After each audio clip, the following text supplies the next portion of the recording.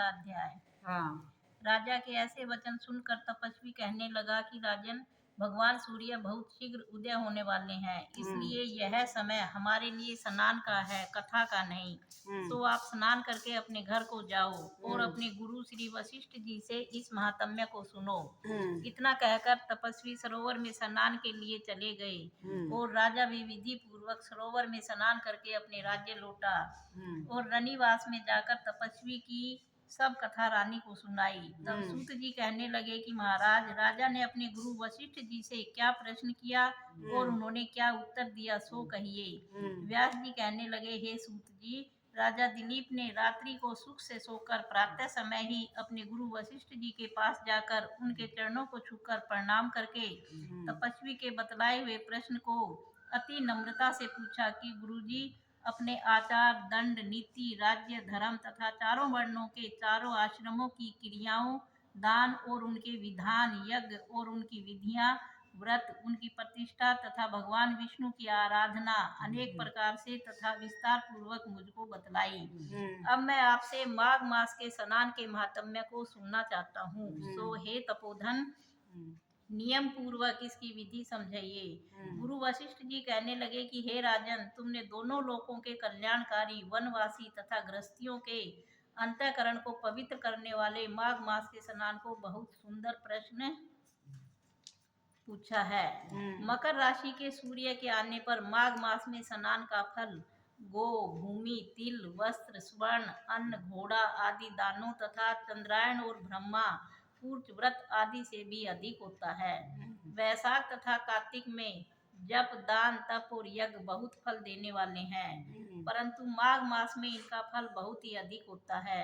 माघ में स्नान करने वाला पुरुष राजा और मुक्ति के मार्ग को जान माघ में स्नान करने वाला पुरुष राजा और मुक्ति के मार्ग को जानने वाला होता है। दिव्य दृष्टि वाले महात्माओं ने कहा है कि जो मनुष्य माघ मास में सकाम या भगवान के निमित्त नियम पूर्वक माघ मास में स्नान करता है, वह अनंत फल वाला होता है। उसको शरीर की शुद्धि, प्रीति, ऐश्वर्य तथा चारों प्रकार के फलों की प्राप्ति होती है। अदिति ने 12 वर्ष तक मकर संक्रांति में अन्न त्याग कर स्नान किया। इससे तीनों लोकों को उज्जवल करने वाले 12 पुत्र उत्पन्न हुए।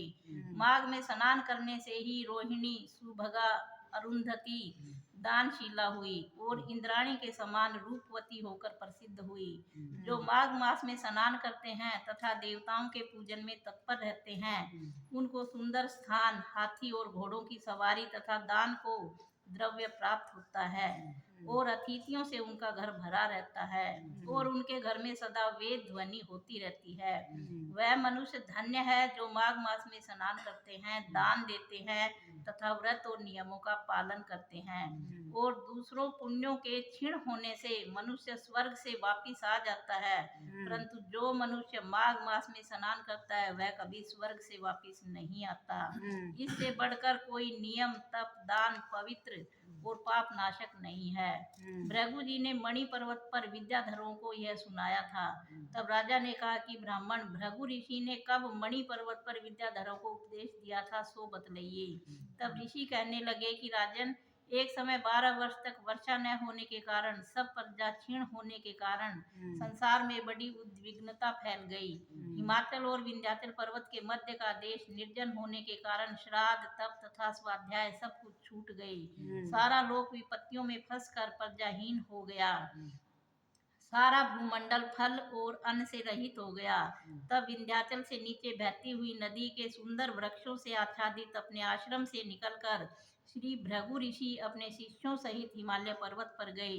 इस पर्वत की चोटी नीली और नीचे का हिस्सा सुनहरी होने से सारा पर्वत पीताम्बरधारी श्री भगवान के सदृश लगता था और पर्वत के बीच का भाग नीला और बीच बीच में कहीं कहीं सफेद स्फटिक होने से तारों से युक्त आकाश जैसी शोभा को प्राप्त होता था। रात्रि के समय वह पर्वत दीपकों की तरह चमकती हुई दिव्य औषधियों से पूरित किसी महल की शोभा को प्राप्त होता था। वह पर्वत शिखाओं पर बांसुरी बजाती और सुंदर गीत गाती हुई किन्नरियों तथा केले के पत्तों की पताकाओं से अत्यंत शोभा को प्राप्त हो रहा था। यह पर्वत नीलम, पन्ना, पुखराज तथा इसकी चोटी से निकलती हुई रंग बिरंगी किरणों से इंद्रधनुष के समान प्रतीत होता था। स्वर्ण आदि सब धातुओं से तथा चमकते हुए रत्नों से चारों ओर फैली हुई अग्नि ज्वाला के समान शोभायमान था।